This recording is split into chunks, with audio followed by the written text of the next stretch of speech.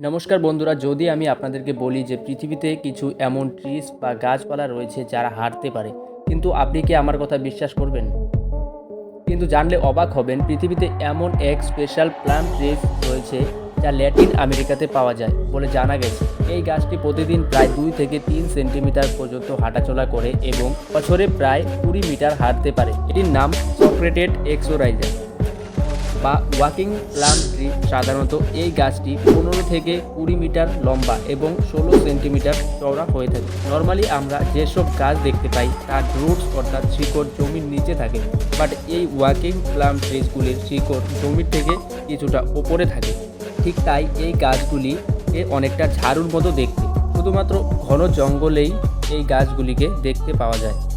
কিন্তু আপনারা যদি এই গাছগুলির চলাফেরার কারণ জানতে চান তাহলে চ্যানেলটিকে সাবস্ক্রাইব করুন এবং পরের ভিডিওটির জন্য অপেক্ষা করুন। ধন্যবাদ।